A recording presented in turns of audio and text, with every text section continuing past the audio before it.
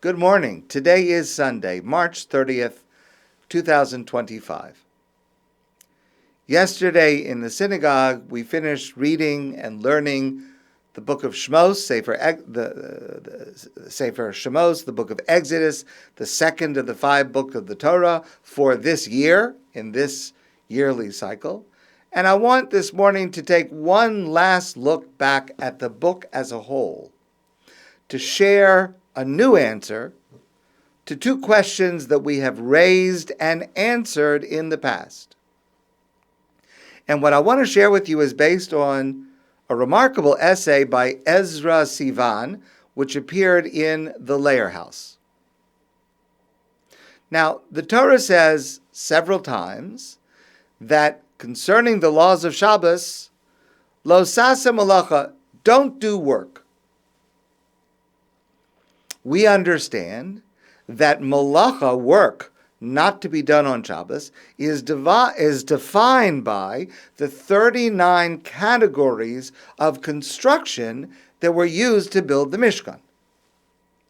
And the Torah itself connects these two in the context of building the Mishkan. The Torah says, in the context of building the Mishkan, ach es shabsosai tishmaru. However, make sure you guard my Shabbos. In other words, clearly, build the Mishkan. However, whatever you need to do to build the Mishkan, don't do it on Shabbos. And Rashi says on that verse,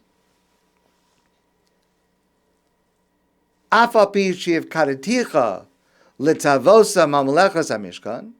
God is saying to the Jewish people, even though I have put into your hands the responsibility to build the Mishkan, al yikal beinecha lidchos es Shabbos mimnei osa malacha.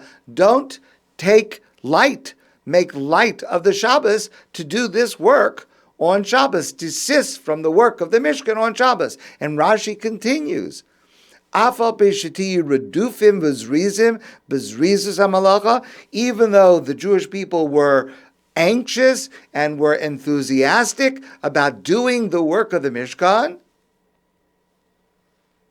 Shabbos al tidcha mipaneh. Don't violate Shabbos for it. So clearly the Torah is telling us that whatever was done to build the Mishkan is what we're not allowed to do on Shabbos. The question is why? What is the logic between connecting the work done in the Mishkan with what we're not allowed to do on Shabbos? Ezra Sivan frames it like this. Say you're God, and you're intent on establishing the Shabbos cycle as a perpetual institution. Now, there are many ways you could distinguish such labor from other activities. There are many different definitions of malacha, of work, that you could choose in order to say Shabbos has to be different from the other days of the week. What would make you choose the Mishkan construction for this purpose rather than, let's say, any other productive activity? That's question number 1. We have asked this before, we have answered it before, but I have something new to share with you. Question number 2. Sefer Shmos, the book of Shmos, is known to us as Exodus. Exodus is the translation of the name of this book given in the Talmud, which is Sefer HaGeula, the book of redemption, the book of leaving slavery. So, it makes sense that the book of Exodus begins with slavery and persecution. Why doesn't it end with freedom? Why doesn't the book end when the Jewish people leave Egypt? Exodus. Or maybe you'll say a week later, when the Red Sea is split. That's when they finally are finished with the people that enslaved them, the Egyptians. Why isn't that the conclusion to the book? Or maybe, if you define redemption more broadly, the stated purpose of leaving Egypt was to go to Mount Sinai and to have the revelation of God at Mount Sinai. Why isn't the narrative of Mount Sinai The revelation of Mount Sinai, the Ten Commandments, why is that not the conclusion of this work? That would seem to have a symmetry. You start with exile and slavery, and you end with freedom and redemption. Why is it that the book continues with the detailed description of the Mishkan, this sanctuary that traveled with them through the desert and later became the Beit HaMikdash, the Holy Temple in Jerusalem? What goal is reached by finishing the Mishkan, which is how the book ends, as we read yesterday? What goal is reached that is a fitting end to this book?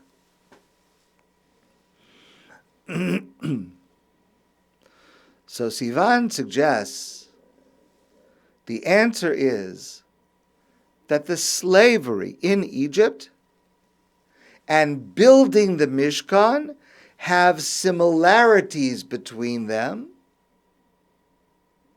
and the difference between them is Shabbos.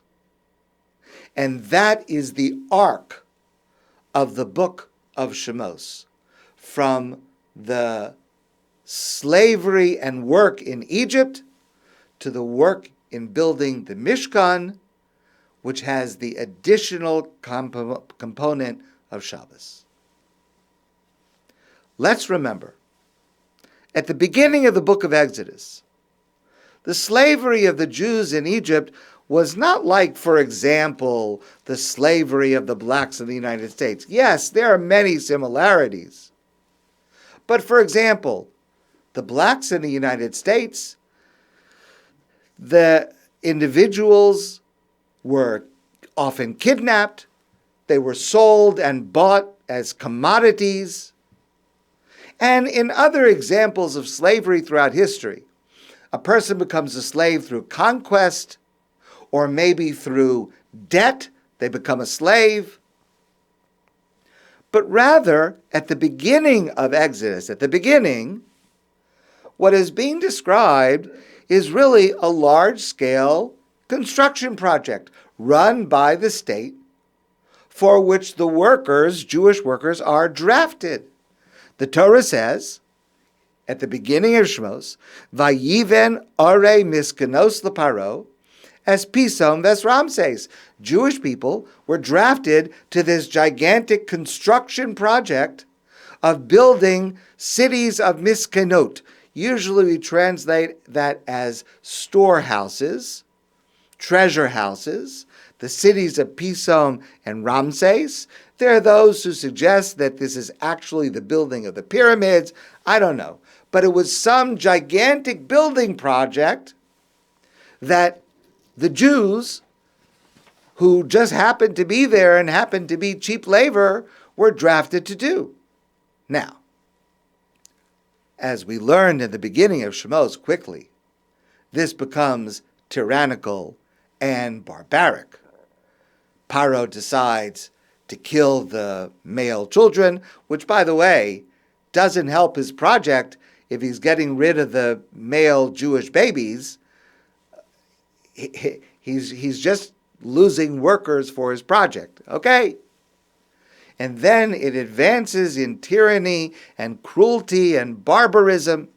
It culminates in a program that echoes Nazi concentration camps, in its divide and conquer system of control, and in its explicit effort to break the spirit of the workers. Okay, so it devolves into this terrible, terrible system.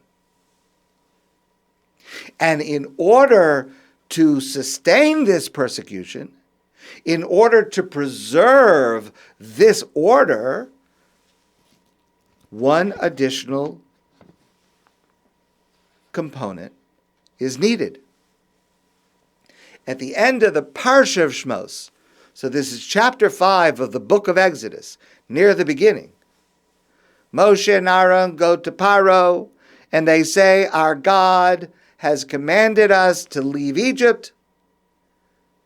And Paro, the king of Egypt, says to them, you're disturbing the people from their work.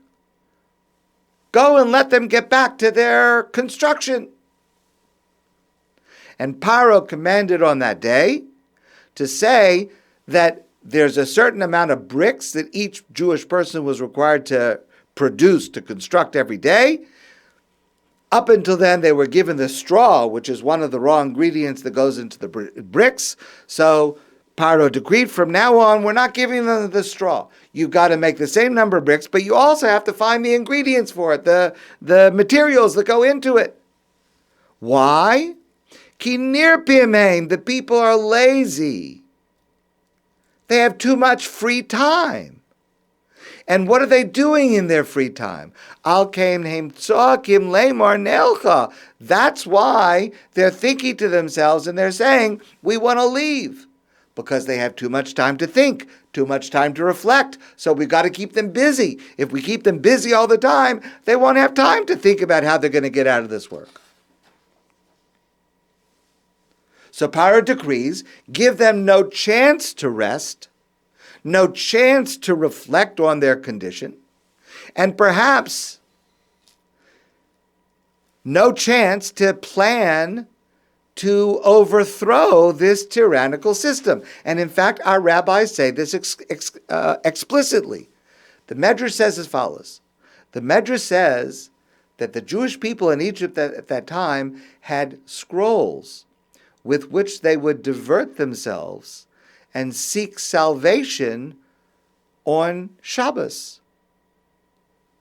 When Paro said to them, the work will now become an even heavier burden so that you'll have to do it and not be diverted to find salvation in false matters, what Paro means is, don't be diverted to try to find salvation, and therefore you cannot be allowed to rest, literally to breathe, on Shabbos, because that's how a tyrant keeps the workers in line, by not allowing them the time to be able to think about how they could get out of it. Sivan writes, the deep point here is clear. A king, and it could be another kind of a leader as well, which, by the way, this has been reproduced throughout history, including in the 19th century, for example. The king, who in his bid for control has so distorted the system of production such that it has become a system of pure subjugation and persecution and torture, cannot afford to give the workers any extended time off. And he certainly cannot afford to give his effective slave off at the very same time. If they all are off on the same day, they would have the capacity to engage in their own civil societies, activities, and cultures, and they would soon come to conspire against the tyrant. So Paro has to prohibit that. Now, at the beginning of the book of Shmos, we have a project, a national project of construction that everyone is drafted into. And at the end of the book of Shmos, we have a national project that everyone, all the Jewish people, are drafted into. And yes, of course, they're very, very different. One's commanded by Paro, one's commanded by God, one is to build whatever it is that Paro wants, one's to build the holy sanctuary. But the structure of the book of Shmos is to bookend the story with these two narratives, leading us to compare this national project of Paro with this national project of God in building the Mishkan. And this is going to be why this is the beginning and the end of the book, so that we compare the two. And what's the difference between the two? The difference between the two should lead us to appreciate the message of God in the Torah to connect the building of the Mishkan by limiting its building to not work on Shabbos. Ezra Sivan says, there is no evidence in world history of a king instituting a general rest day for the entire populace. The issue is not merely that such a king would constrain the amount of labor he can extract. It is also that, as the Midrash says, regular universal breaks increase the risks of rebellion. But what happens if you do it differently? Let's say that you're a king or an employer, and let's say you know that you are bound by a commitment to provide a regular, universal break for your workers, Shabbos, let's say. Well, you know that you're going to have to treat them more benevolently. You're going to have to be solicitous of them to understand their needs and their desires. You have to figure out what will take their thoughts of rebellion away from what the thoughts of rebellion from even entering into their minds when they do have this day. You're going to have to treat them much better.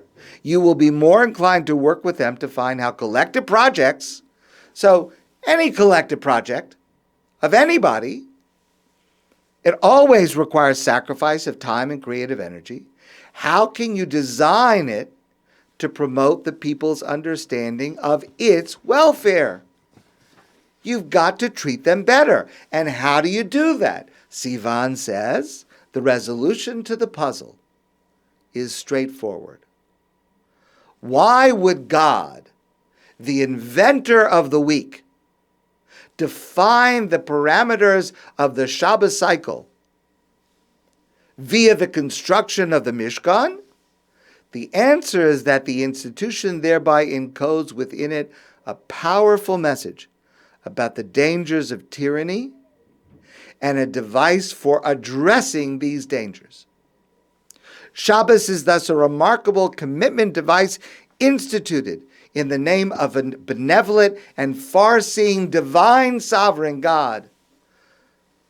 God who realizes that a better social order can be built if they can constrain their human agents and their successors from using all their power to control and exploit the people.